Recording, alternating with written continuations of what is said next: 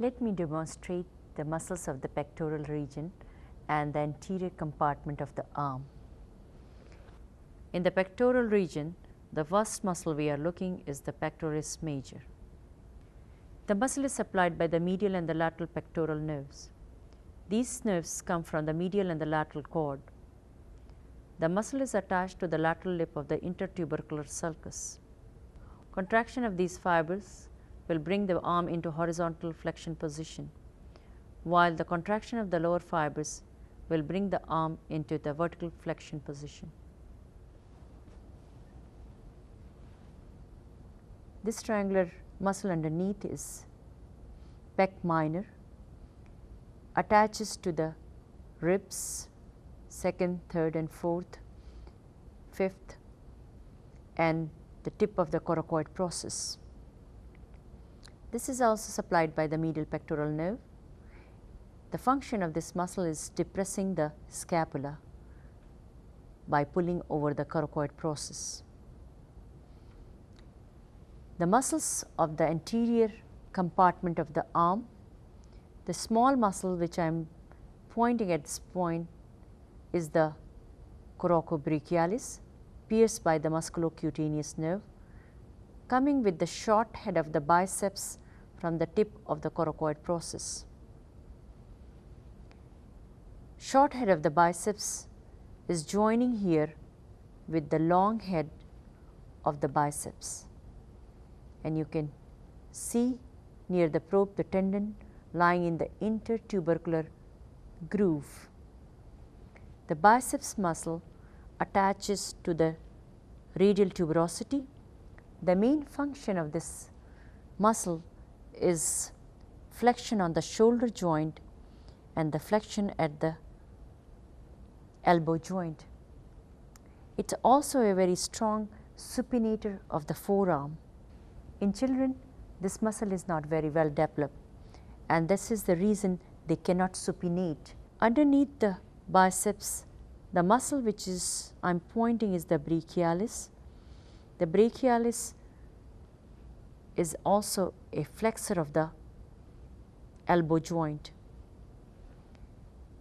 Biceps, brachialis and coracobrachialis are supplied by the musculocutaneous nerve, and these muscles as a group are called as BBC muscles.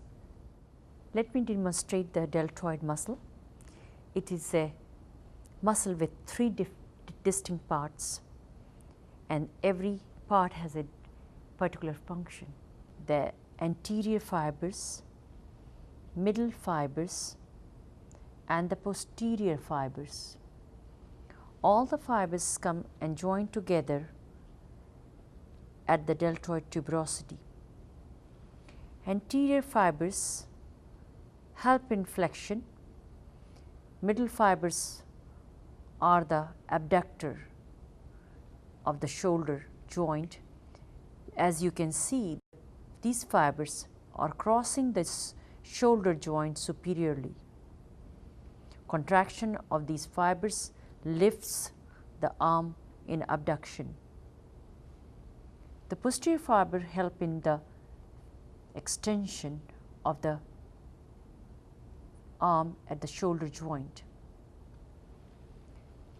The muscle is supplied by the axillary nerve from the posterior cord.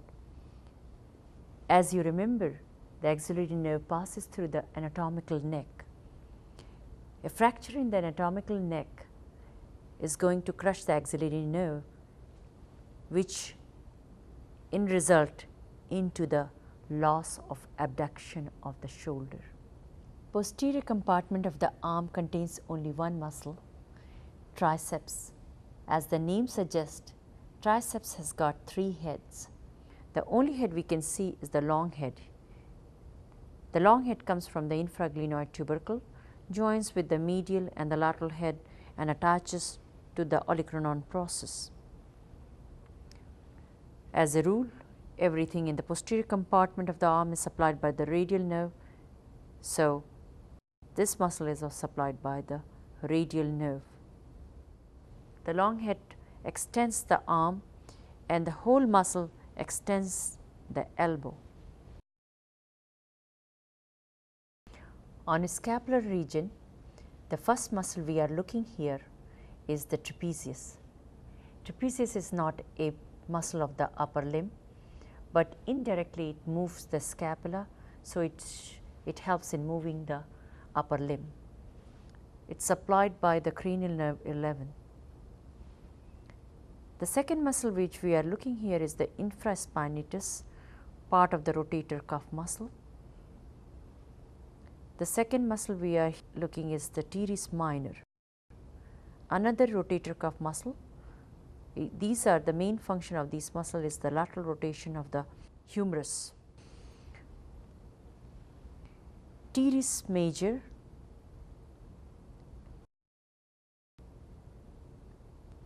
this muscle crosses the joint anteriorly and attaches into the medial lip of the intertubercular groove. This muscle then does adduction, medial rotation and extension of the arm. This big muscle, which is covering the lower part of the back, wraps around is the latissimus dorsi. The latissimus dorsi attaches at the floor of the intertubercular groove. It is supplied by thoracodorsal nerve. This muscle gives us the at ease position. That means extension, medial rotation and adduction.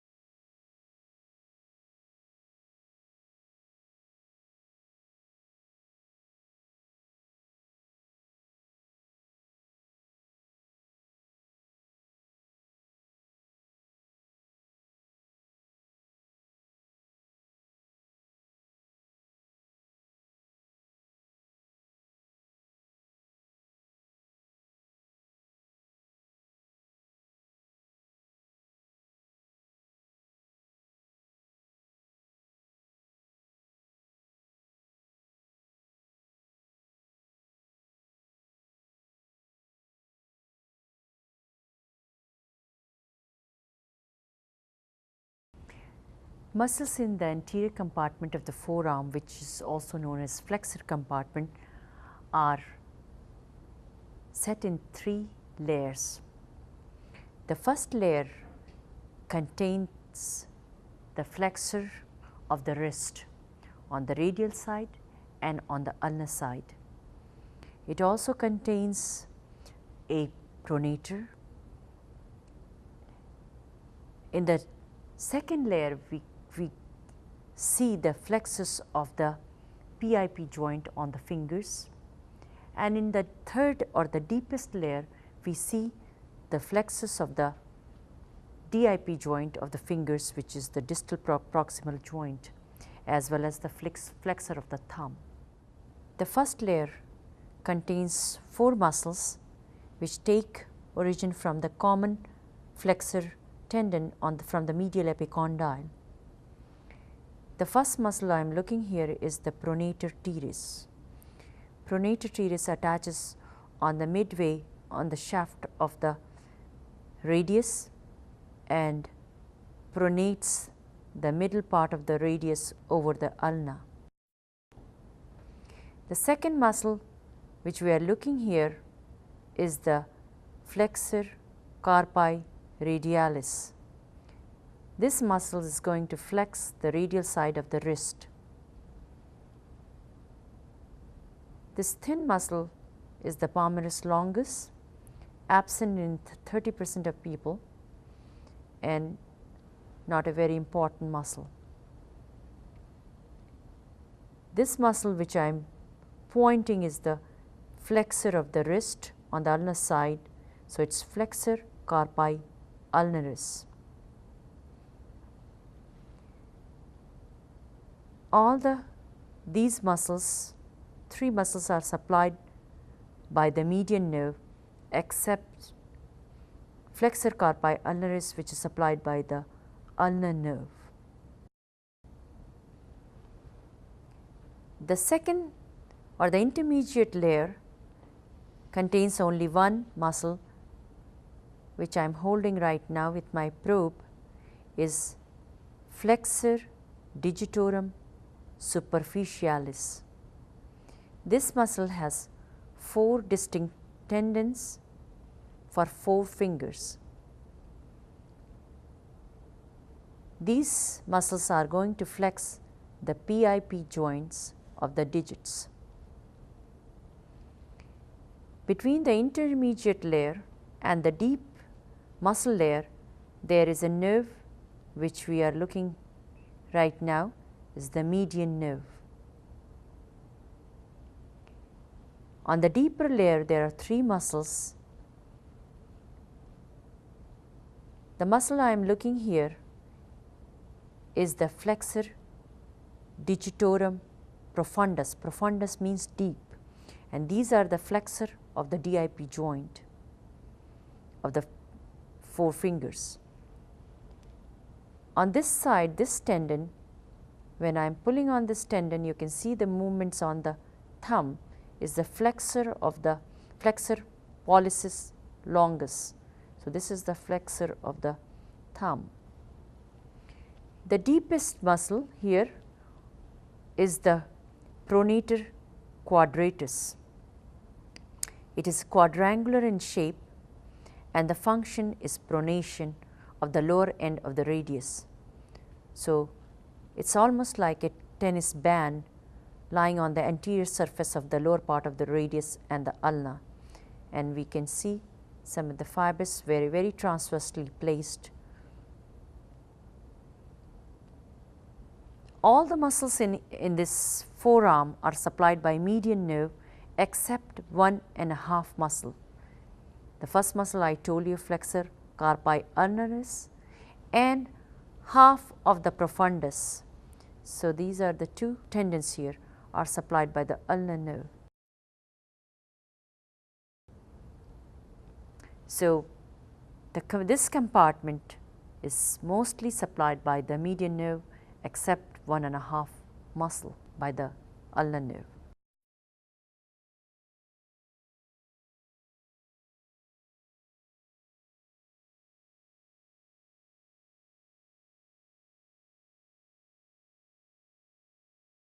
The muscles in the extensor compartment of the forearm are arranged into 3 different groups. On the radial side, there are 3 muscles. There are 3 muscles in the called as outcropping muscles, which cross the tendon of other muscles, and then we have got muscles on the ulnar side. The first muscle on this side we see is the brachioradialis. These 2 muscles are extensor of the wrist on the radial side, because on the flexor side we have seen there is only one flexor, but on the extensor side, because of having 2 extensor, we are able to hold heavy objects. This muscle here is the extensor radialis longus and the extensor radialis brevis. On this group of muscle, this 4 tendons and this big belly is the extensor digitorum. This is going to extend the digits at the PIP and the DIP joints of the finger. This muscle here is the extensor carpi ulnaris, only one extensor on the ulnar side. Looking at the outcropping muscle, this muscle here is the abductor pollicis longus, and these 2 here are the extensors of the thumb, extensor pollicis brevis, extensor pollicis longus. This area here in between these tendons is called as snuff box, and here we can see the radial artery. Also the base of this snuff box is formed by the scaphoid bone. Deep we see the two muscles here. This is, we already seen the tendon of the extensor pollicis longus, and this muscle here is the extensor indicis. As the name says, it goes to the index finger. We have got strong extension on the index finger, and that is why we can point. You can see there are two extensors going to the index finger. The last, a very small muscle which we are looking here. Now we can see this muscle. This is your extensor digiti minimi, goes to the little finger.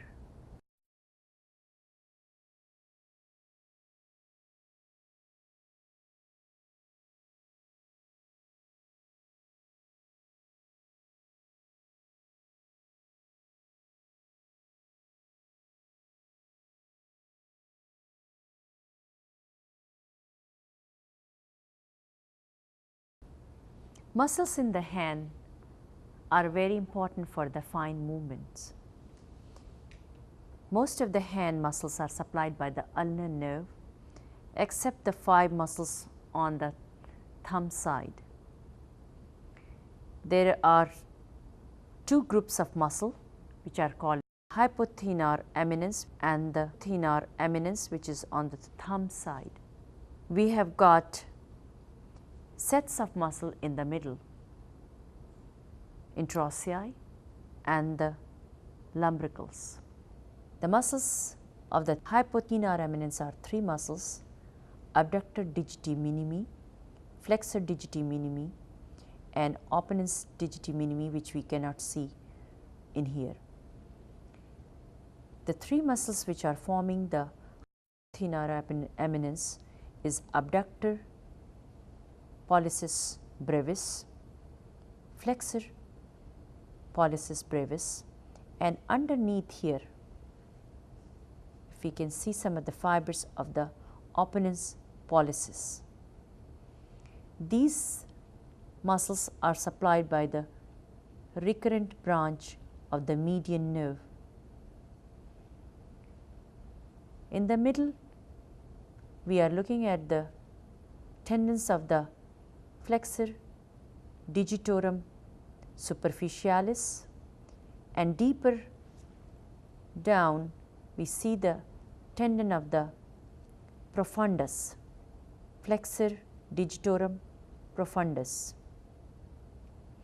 From the profundus, on the radial side, we see these worm looking muscles originating from the tendon, and these muscles, so 1, 2, 3, 4 are called as lumbricals.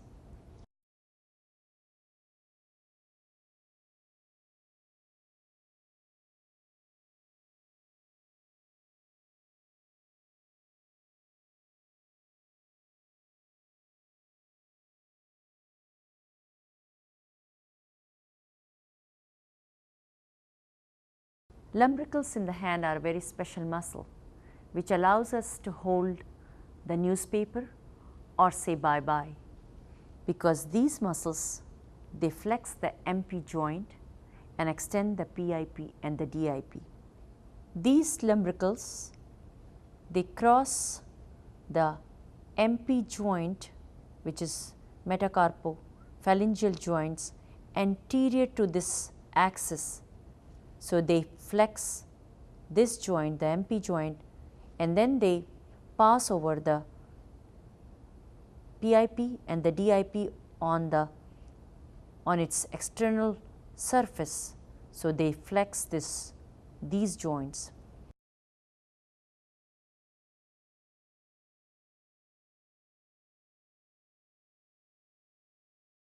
The function of the dorsal and palmar interossei are explained by the word pad, palmar, add to the midline, which is adduction, function is adduction, and dorsal abduct, which is dab, pad and the dab. So, these are the muscles important for moving the fingers together or taking the fingers away from each other, especially from the midline, which is the middle finger. The muscle I am pointing is the adductor pollicis muscle, which helps to adduct the thumb. Now, deeper, if we lift up all these tendons, we are able to see some of the glimpse of the interossei. The interossei are 7 palmar,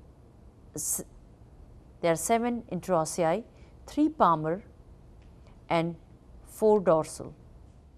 The dorsal interossei are much better seen on this view, especially the first dorsal interossei is seen between the thumb and the index finger. We can also see the second and the third and the fourth dorsal interossei. These abduct the fingers. Abduction of the finger is taking it from the midline or from the middle finger. So, the abduction here, these two muscles are going to abduct the middle finger away from the midline. So, we need 2 abductors for this. On this side, this dorsal interossei will abduct the index finger, and this dorsal interossei is going to abduct the ring finger. We do not need dorsal interossei for the little finger, as we have got abductor digiti minimi, and for the thumb we have got abductor pollicis longus and brevis. The nerve supply to the hand muscle is mostly by the ulnar nerve, except the 5 muscles, 3 of the thenar eminence of the thumb and the 2 lumbricals on the radial side.